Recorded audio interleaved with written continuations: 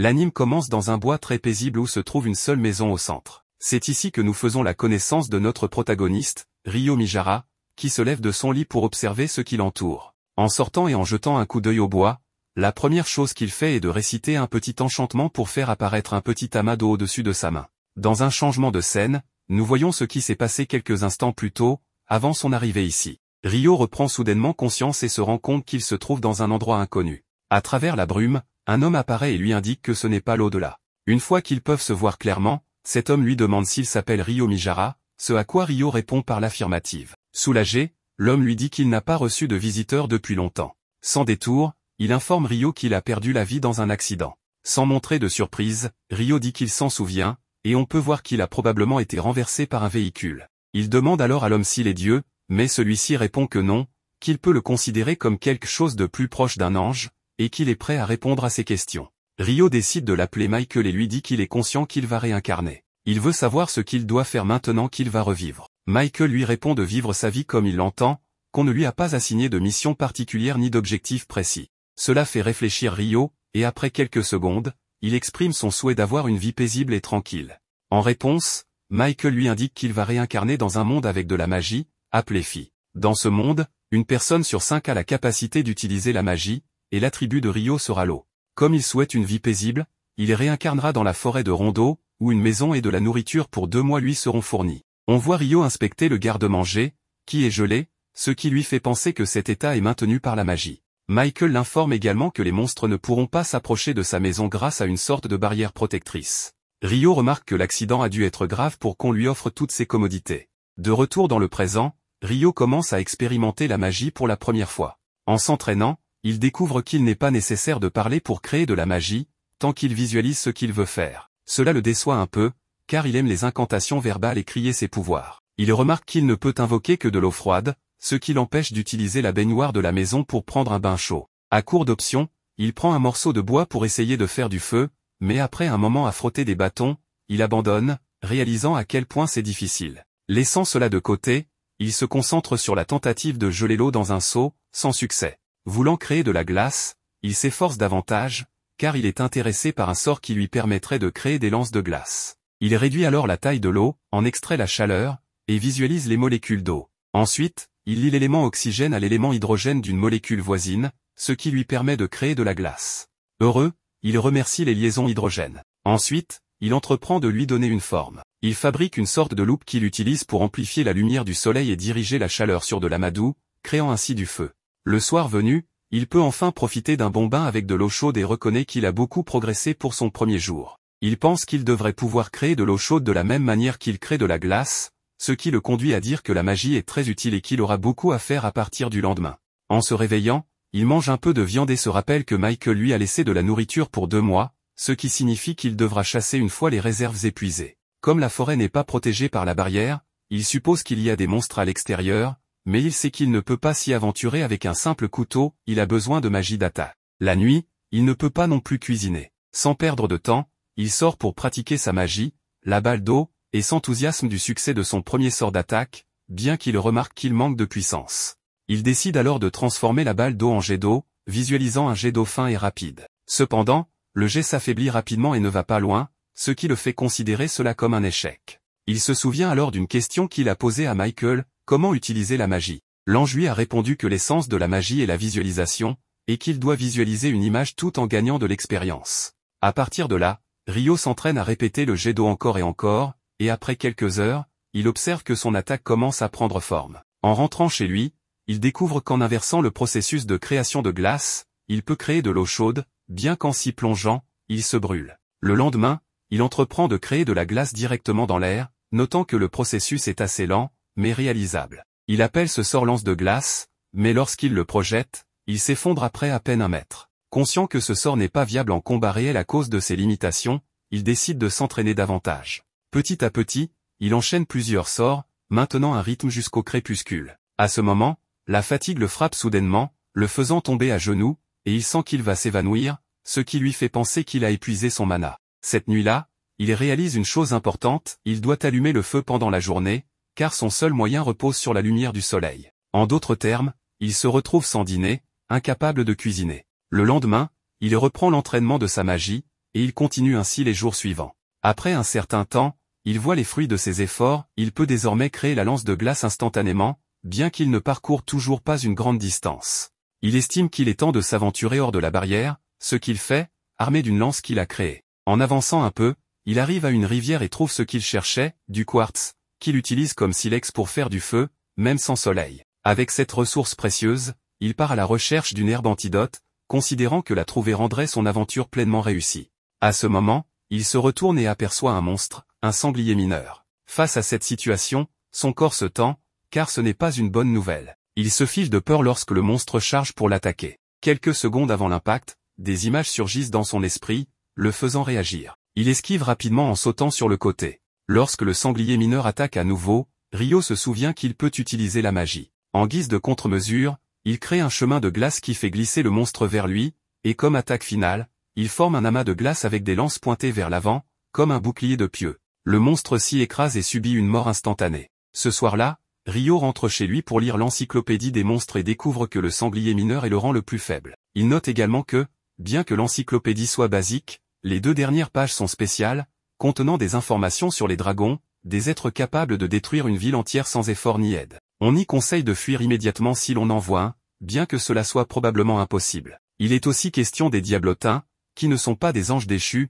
mais dont l'origine est inconnue. Une note indique qu'on prie pour que personne n'en rencontre. Ryo se demande à quoi cela lui sert de savoir cela, mais en y réfléchissant, il comprend que ce monde est plein de surprises. Ensuite, il s'aventure à nouveau pour collecter des fruits, savourant l'un d'eux pour son équilibre parfait entre acidité et douceur. Soudain, il est attaqué par un monstre volant. Après avoir esquivé son attaque, celui-ci lance une lame de vent qui, heureusement, ne le touche pas. Cela lui fait penser que le niveau de danger a brusquement augmenté. Tout en fuyant, il place des boucliers de glace pour éviter les attaques. Il identifie ce monstre comme un faucon assassin, qui utilise en taille aérienne, un sort de vent invisible, et attaque avec son bec et ses griffes après avoir chargé. Ne pouvant échapper à la bête, il décide de se battre. Il arrête de courir et tire plusieurs jets d'eau dans sa direction. Le faucon esquive en manœuvrant dans les airs, puis charge à grande vitesse.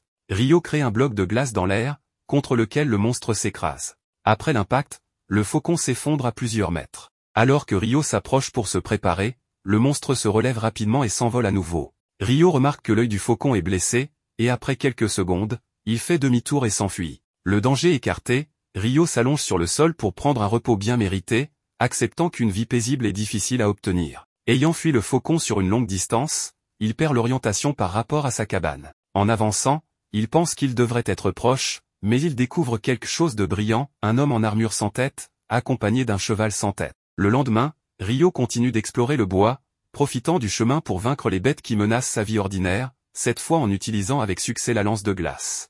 Il parvient à retrouver sa maison et adopte cette routine pour collecter des ressources et de la nourriture, tout en continuant à pratiquer la magie pour se renforcer. Un jour, il découvre une plage et n'hésite pas à plonger dans la mer. Mais il est soudainement attaqué par un monstre géant des profondeurs, ce qui le fait fuir précipitamment de peur. Plus tard, il crée un sort appelé jet abrasif, un jet d'eau ultra concentré qu'il utilise pour couper une roche parfaitement. Il découvre également que s'il renforce la glace avec de la magie, il peut l'utiliser comme un abrasif de grenat, et il commence à se sentir à l'aise avec l'utilisation de la magie. Une nuit, Ryo décide de retrouver le Dulahan qu'il avait laissé tranquille auparavant, armé cette fois d'une épée de glace. Il sait que le Dulahan ne figure pas dans l'encyclopédie des monstres, peut-être parce qu'il n'est pas considéré comme un monstre ou parce qu'il est trop avancé, mais il n'y attache pas d'importance, pensant qu'il peut l'apprendre par lui-même. Sans perdre de temps, il attaque de front, mais le Dulahan bloque chaque coup. Lors d'un contre-attaque, Ryo se protège avec un bouclier de glace, mais l'impact le déséquilibre légèrement. Lors de la prochaine attaque du Dulahan, Ryo l'esquive et tente de contre-attaquer, mais il échoue. Cela permet au Dulahan de le frapper sur le côté. Bien que Ryo se protège, l'impact est assez fort pour le faire tomber. Il accepte qu'il est incapable de vaincre cet ennemi, mais comme il n'est pas mort, il pense que cela vaut la peine de revenir chaque nuit. Il a l'impression que le Dulahan essaie de l'entraîner. À ce moment, le Dulahan crée une épée d'eau à partir de son arme, qu'il transforme ensuite en glace avec précision. Il s'approche de Ryo pour la lui remettre, mais son arme redevient normale après cela. Ryo suppose que le Dulahan veut qu'il apprenne à l'utiliser. En prenant l'arme, le Dulahan retourne dans l'eau et s'en va. Plus tard, en explorant le bois, Ryo rencontre un monstre volant et pense un instant qu'il s'agit du faucon de la fois précédente à cause de la cicatrice sur son œil, mais il doute car son apparence est différente. En l'analysant, il suppose qu'il a évolué. Quelques secondes plus tard, le monstre lui lance une attaque à longue portée, confirmant qu'il s'agit bien du même. Rio utilise rapidement un mur de glace à 5 couches, mais en voyant sa barrière détruite par cette simple attaque, il court dans différentes directions pour compliquer les tirs du monstre. Il continue ainsi,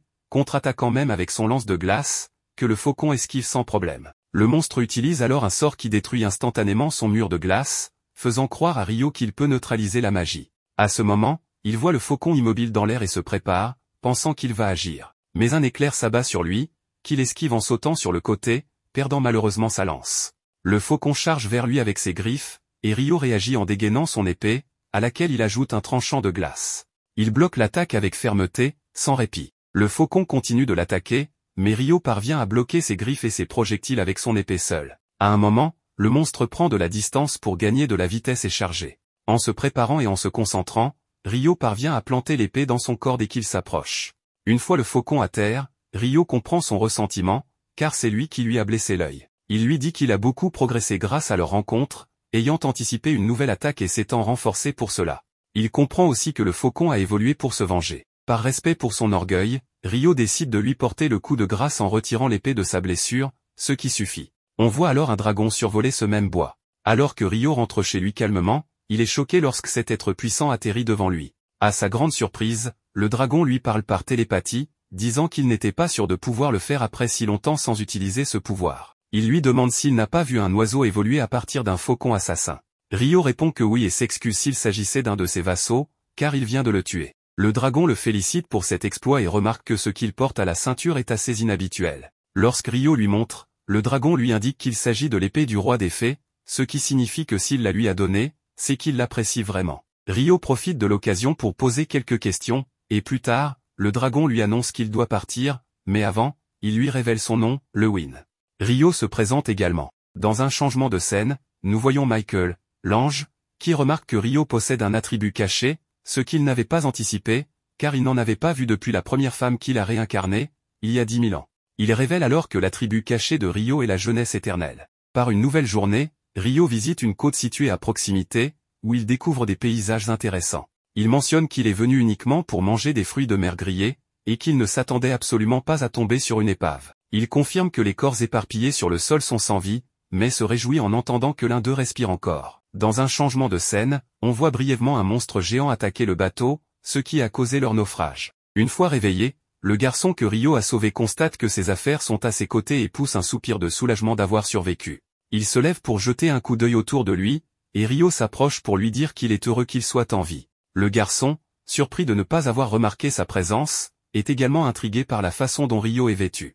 Il réalise rapidement que ce n'est pas la première chose à demander, alors il se présente comme Abel et le remercie de lui avoir sauvé la vie. Rio lui dit qu'il n'a pas à le faire, car il l'a simplement ramené chez lui, mais il regrette de devoir lui annoncer qu'il est le seul survivant. Abel suppose que les autres ont été emportés par le courant, mais demande à Rio de ne pas s'inquiéter, car il s'agissait de contrebandiers criminels. Avant d'entrer dans les détails, son estomac gargouille de faim, et Rio l'invite à manger, non sans se présenter lui aussi. Une fois à l'intérieur, Rio explique qu'il n'a pas d'autres vêtements, car sans fil ni tissu, il ne peut en fabriquer. Abel suggère qu'il pourrait en acheter, mais se tait en réalisant qu'il est normal de ne pas pouvoir se le permettre sans argent, et craint d'avoir offensé l'homme qui l'a sauvé. Rio explique qu'il n'y a personne dans cette zone, aucun village à proximité. Apprenant cela, Abel suppose qu'il chasse pour survivre et lui dit que sa nourriture est délicieuse. À ce moment, Rio utilise sa magie pour remplir une cruche d'eau, révélant qu'il est un mage d'eau. Cela intrigue Abel, qui mentionne qu'aux provinces centrales, à peine la moitié des gens peuvent utiliser la magie, et qu'il en est incapable. Rio s'étonne, car Michael lui avait dit que seulement 20% en étaient capables. Abel demande à vérifier quelque chose et veut retourner sur la côte. En chemin, il demande à Rio s'il n'a pas besoin d'une baguette en tant que mage, mais Rio répond qu'il n'a pas ce genre d'objet. Abel pense l'avoir encore offensé, supposant qu'il est trop pauvre pour en avoir une, et lui dit qu'en cas de problème, il peut s'en charger. Rio tente de lui dire que ce n'est pas nécessaire, mais Abel insiste, disant que c'est le moins qu'il puisse faire, sinon sa réputation serait ruinée. Rio accepte sans protester davantage. Arrivé à la côte, il constate que les corps ont disparu, peut-être mangés ou emportés par la mer. Abel réalise que sans l'aide de Rio, il aurait subi le même sort. Rio lui dit qu'il a beaucoup de chance, mais Abel lui demande de ne pas être si formel, préférant qu'il l'appelle par son prénom, comme ses amis. Rio reste pensif sans répondre, tandis qu'Abel termine son inspection, annonçant qu'il n'a pas trouvé ce qu'il cherchait. Rio lui demande ce qu'il va faire maintenant. Abel répond qu'il va essayer de rejoindre ses compagnons à l'une, mais pense que cet endroit est très au sud. Rio ne sait pas où se trouve Lune, mais suggère qu'il faut aller loin vers le nord. Abel lui propose soudain de l'accompagner, considérant cela comme un travail, car il a besoin de son aide. Il admet qu'il ignore où ils sont et comment atteindre Lune, et qu'un guide, ou plutôt quelqu'un avec qui parler pour ne pas perdre la tête, lui serait utile. Après quelques secondes, Rio accepte, mais prévient qu'il doit se préparer et qu'ils partiront le lendemain, ce qu'Abel accepte joyeusement. À la tombée de la nuit, Rio dit qu'il doit aller dire au revoir à quelqu'un, car il ne peut lui parler qu'à cette heure et veut lui annoncer son absence temporaire. Abel accepte, mais se souvient que Rio avait dit qu'il n'y avait personne dans les environs. Au lieu de poser des questions, il suppose que Rio veut rendre hommage à un proche, car il n'a pas toujours été seul, mais n'ose pas en demander plus. Plus tard, Rio se présente devant le roi des fées, lui annonçant qu'il doit quitter la forêt de Rondo pour un temps.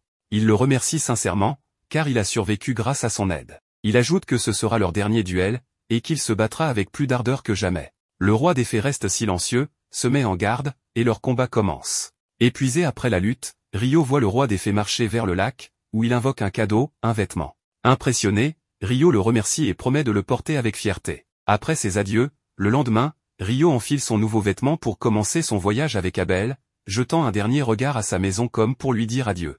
En chemin, il rencontre un monstre de bas niveau, le même que Rio avait affronté au début de ses explorations. Abel annonce qu'il s'en charge.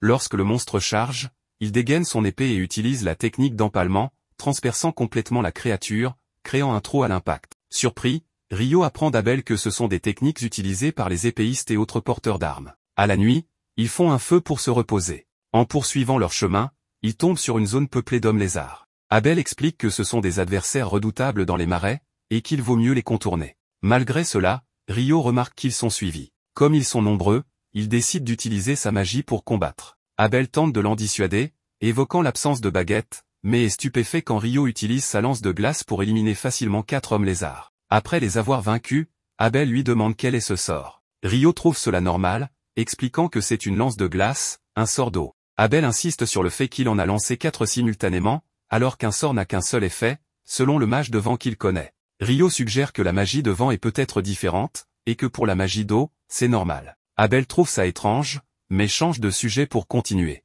Rio crée des verres d'eau pour s'hydrater, prononçant des mots simples pour faire apparaître le verre, puis l'eau. Abel note que la dernière fois, Rio a récité un sort pour invoquer l'eau, ce qu'il n'a pas fait cette fois. Nerveux, Rio prétend qu'Abel a imaginé cela, évitant le sujet. Plus tard, Abel donne une pièce à Rio, qui la regarde avec surprise, avouant n'avoir jamais vu d'argent. Abel explique que c'est un florin de bronze du royaume de Knightley, et que les provinces centrales frappent leur propre monnaie, toutes appelées pareilles. Knightley est l'une des 3 grandes nations, avec l'empire de Debuy et la fédération Andalieu. Rio trouve le nom de Knightley cool, mais celui de Debuy trop banal pour une nation importante. Abel s'étonne de son commentaire, mais change de sujet en notant qu'ils sont dans une zone plus dégagée. Grâce à ses réflexes, il détruit une pierre lancée vers eux avec son arme, tandis que Rio crée un bouclier de glace pour se protéger. Ils sont rapidement encerclés par des golems de pierre. Abel dit qu'ils sont en danger, mais Rio est curieux, s'attendant à des créatures plus humanoïdes. Concentré, Abel annonce qu'il va attaquer le golem le plus proche et que Rio peut rester en arrière. Il utilise sa technique d'empalement, mais le trou dans le golem se régénère rapidement. Abel revient vers Rio et l'informe de cette régénération. Rio veut essayer une attaque et, avec l'accord d'Abel, utilise mur de glace x10, créant un bloc de glace géant qui écrase 2 golems. Stupéfait, Abel lui demande ce qu'il a fait. Rio, optimiste, dit qu'il a éliminé 2 ennemis et prévoit d'utiliser le même sort sur les autres. Après les avoir vaincus, Abel observe le dernier golem, immobile. Rio pense qu'il absorbe l'énergie du sol et, étant renversé, ne peut bouger. Il trouve une pierre magique énorme et colorée à côté, suggérant que ce golem a vaincu de nombreux monstres. Rio la prend comme une récompense, notant qu'extraire celle des autres golems, écrasés par ses attaques, serait difficile. Plus loin, ils aperçoivent un monstre énorme, que Rio pense être un hippopotame géant. Abel, qui n'en a jamais vu, suppose que c'est un behemoth. Rio lui demande s'il compte l'affronter, et Abel répond qu'à moins de vouloir finir en brochette. Peu après, des wyverns s'approchent du behemoth. Les deux observent cette bataille imminente. Rio pense que le behemoth l'emportera, tandis qu'Abel, le voyant en désavantage, parie sur les wyverns. Réveillés par leur présence, le behemoth émet un rugissement créant une onde puissante qui neutralise les wyverns, les faisant s'écraser. Abel, confus, apprend de Rio que le behemoth a probablement annulé leur magie. La nuit, autour d'un petit campement, Abel mentionne que certains pièges de donjon annulent la magie. Excité par le mot donjon, Rio dit qu'il aimerait en explorer un. Abel révèle qu'il y a un donjon à Lune, leur destination. Rio lui reproche de ne pas l'avoir dit plus tôt, et Abel s'excuse, ignorant son intérêt pour les donjons. Offusqué, Rio lui demande s'il cache autre chose. Abel parle alors des elfes et des nains. Les nains sont de grands guerriers, et il y en a quelques-uns à l'une. Les elfes, eux, vivent dans les forêts et s'éloignent rarement, il n'y en a qu'un à l'une. Rio trouve cela conforme à ses attentes, mais Abel lui demande sur quoi il se base. En avançant, Rio indique que, après les montagnes, ils seront proches du territoire humain. Abel s'étonne de cette connaissance, et Rio se souvient d'une conversation avec le dragon Lewin, qui lui avait expliqué que cette terre est entourée par la mer à l'est, l'ouest et le sud, et séparée du continent nord par une chaîne montagneuse, rendant rare la présence d'humains au sud. Rio élude, disant à Abel qu'il vaut mieux ne pas savoir d'où il tient cette information, prétendant avoir une source dépassant la connaissance humaine. Plus loin, ils sont attaqués par une bête volante intimidante. Abel tremble sous son regard, mais Rio reste calme et donne le signal pour lancer de la viande crue en l'air. Le monstre la prend et s'en va, leur permettant de respirer. Abel avoue qu'il tremble encore, et Rio admet qu'il ne pensait pas survivre à un combat. Abel explique que les humains ne peuvent affronter de tels monstres, et que personne n'a vu de Behemoth ou de Griffon depuis des siècles, trouvant cet endroit étrange, voire maudit. Il suppose que les montagnes empêchent ces créatures d'atteindre le territoire humain. Rio, curieux, pense que les wyverns venus du nord ont affronté le Behemoth. Il confirme bientôt leurs soupçons en envoyant deux au loin. Abel dit qu'ils n'ont aucune chance, car il faut 20 aventuriers expérimentés pour les affronter. Malgré cela, Rio note qu'ils n'ont pas le choix à cause de leur itinéraire et suggère d'empêcher les wyverns de voler. Ignorant les avertissements d'Abel, il utilise lance de glace x4 pour empaler leurs ailes. Abel les achève, et il répète l'opération avec d'autres wyverns venus du ciel.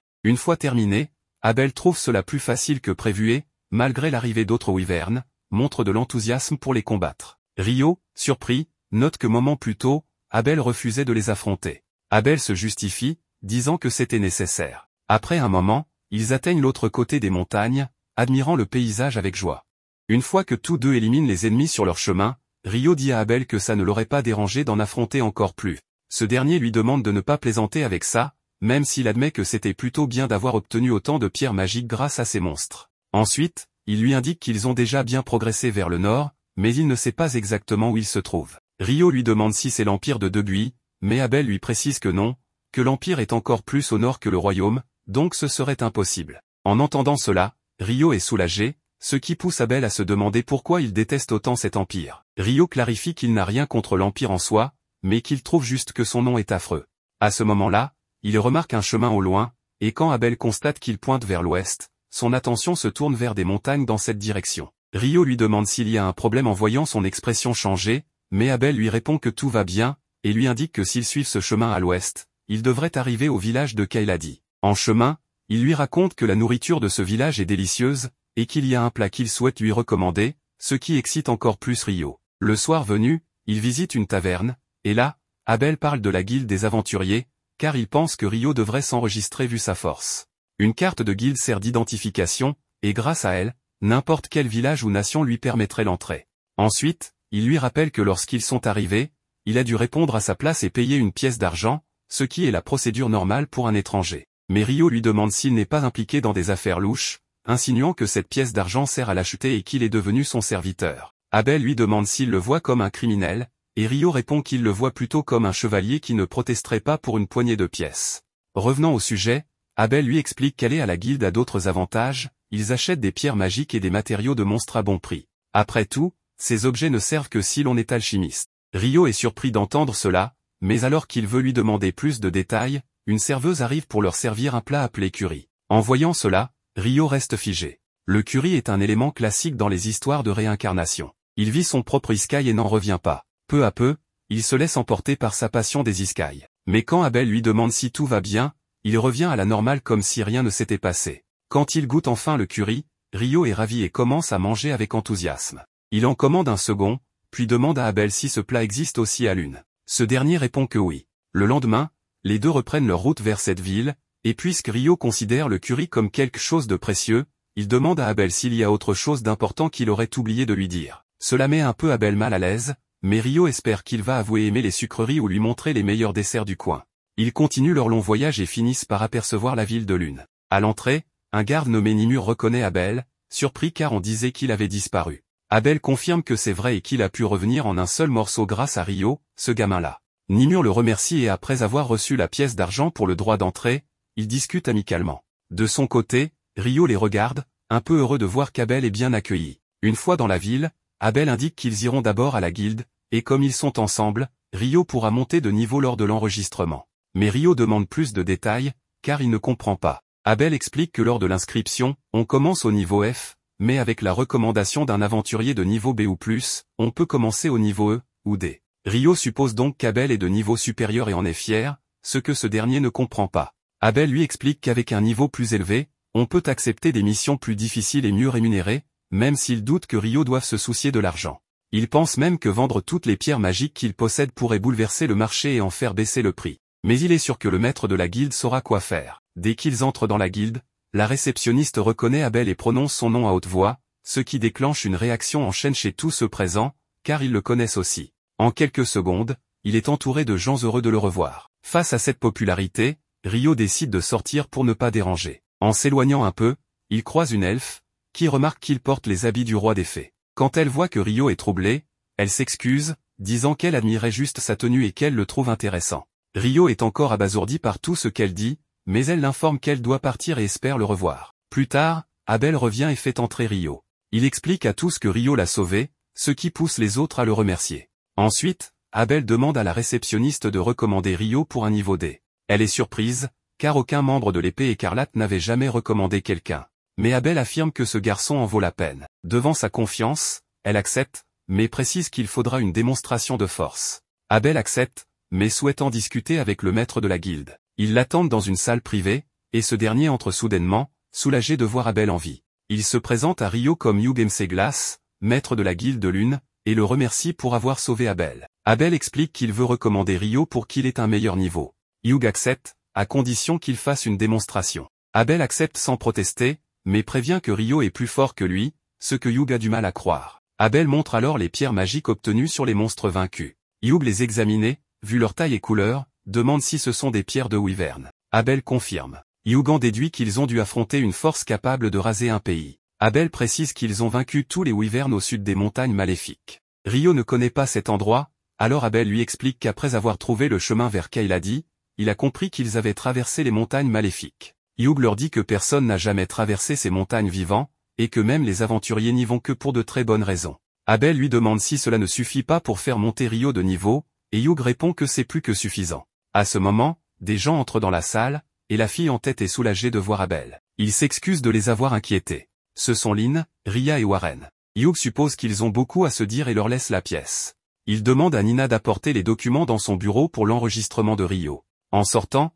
Abel dit à Rio qu'il veut lui montrer quelque chose une fois l'inscription terminée. Dans le bureau, Hugh explique que l'épée écarlate est le groupe d'Abel, le plus populaire de la ville. Rio demande s'il peut vraiment commencer au niveau D. Hugh dit qu'il connaît bien la force d'Abel, qui a un talent unique, mais qu'il n'aurait pas pu vaincre un Wyvern seul. Donc Rio doit être très fort. En lui tapant dans le dos, il remarque qu'il est bien bâti pour un mage. Nina entre avec les documents. Hugh lui demande de guider Rio pour le processus, car il est occupé avec la paperasse. Nina se présente comme employé de la guilde. L'entretien commence. Rio dit qu'il est un mage de l'eau, qu'il n'a pas encore de résidence. Nina l'informe qu'il aura 300 jours d'accès à la résidence de la guilde. Apprenant qu'il n'a jamais exploré de donjon, elle lui propose un cours d'initiation mensuel. Rio accepte avec plaisir. Le cours commence après-demain, et elle l'inscrit. Il est surpris par l'heure, mais Nina lui dit qu'il y a une horloge sur la place centrale. Ensuite, il procède à l'enregistrement en plaçant sa main sur un cristal. Un mécanisme magique grave une plaque, sa carte de guilde. Il est maintenant officiellement enregistré. Seul, Hugh exprime son soulagement de voir Abel en vie et se rappelle qu'il doit signaler son retour. Il sort un appareil de communication. Rio revient vers Abel et lui demande où ils vont maintenant. Abel dit qu'il veut le remercier de l'avoir accompagné en ville, et pour lui avoir sauvé la vie, il souhaite lui offrir des vêtements et une baguette. Rio demande pourquoi une baguette. Abel dit qu'un mage puissant comme lui devrait en avoir une. Rio admet qu'il n'en a pas besoin pour utiliser sa magie, et qu'il se bat aussi à l'épée. Abel est surpris, il ne savait pas. Mais il remarque qu'il ne porte pas d'épée. Rio soulève sa cape pour lui montrer son arme, mais Abel pense que ça ressemble plus à une dague, ce qui le rend confus. Rio change de sujet, ayant remarqué qu'il ignore beaucoup de choses. Plus tard, Rio réfléchit à tout ce qu'il a appris. Il comprend que les journées ici durent 24 heures, une semaine à 7 jours, un mois 30 jours, comme sur Terre. Rien n'a changé. Même les vêtements sont mesurés en centimètres, ce qui le rassure car il déteste le système impérial. Et avec le curry en plus, il se dit que quelqu'un est sûrement arrivé dans ce monde avant lui et l'a influencé. Abel sort de la boutique et Rio le remercie pour ses achats. Le soir, Abel l'emmène à une fête organisée pour son retour. Encore une fois, on souligne que Rio est son sauveur. Le lendemain, Nina explique que l'autre aventurier présent, Ra, le considère comme un grand frère, d'où son comportement amical à la fête. Elle l'emmène à sa chambre dans les dortoirs de la guilde, numéro 10. Là, il rencontre Nils et Eto, très accueillants. Quand Nina s'en va, Nils parle de la beauté de Nina, mais Eto lui rappelle qu'elle a déjà beaucoup de prétendants et qu'il n'a aucune chance. Eto dit à Rio qu'il devrait se tutoyer entre camarades. Rio accepte, et tous sont contents de voir qu'il est sympa, car ils ne veulent pas un second âne du numéro 1. Juste après, Nina revient leur dire qu'un autre aventurier cherche un logement. Il entre et se présente comme Amon. Nils remarque qu'il est très jeune. Amon dit qu'il a tout juste 16 ans. Sa famille est morte, alors il est venu à Lune pour devenir aventurier. Nina les informe qu'Amon prendra aussi le cours d'introduction au donjon, et qu'il pourra y aller avec Rio. Pendant ce temps, Abel raconte aux membres de l'épée écarlate ce que Rio a accompli pendant le voyage. Lynn trouve ces histoires absurdes. Elle dit que la magie, mur de glace est trop faible pour faire de gros dégâts, et qu'il est impossible d'en invoquer d'aussi grands dans les airs. Abel insiste que c'est ce que Rio a fait. Elle objecte que la magie ne peut être invoquée qu'à proximité de son utilisateur, pas à distance. Ria essaie de calmer le jeu, mais Lynn ajoute que traverser les wyverns avec des pieux de glace est impossible, car leur barrière magique repousse les sorts. Abel se souvient de cela et l'admet, mais maintient que Rio l'a fait. Ria dit que le seul magicien dont on disait qu'il était capable de telles choses, c'est le célèbre magicien infernal. Abel connaît ce surnom, et on raconte qu'il a incinéré 1000 soldats impériaux d'un seul sort, réduit un château en cendres et effacé une ville entière avec une invocation. Même ainsi, Abel pense que la comparaison est exagérée. Mais Ria dit que si tout cela est vrai, alors Rio est exceptionnel, et peut-être qu'il atteindra ce niveau. Et si jamais il se retournait contre eux, le pire serait qu'il rejoigne l'Empire. Mais Abel assure que cela n'arrivera pas, car Rio n'aime pas le nom de l'Empire de Debuy. Ce qui laisse tout le monde confus, car ce n'est pas une raison valable pour refuser un empire. Abel n'est pas surpris, il sait lui-même que ce n'est pas logique, et pourtant, même en l'ayant expliqué, il ne comprend toujours pas pourquoi. Lui non plus.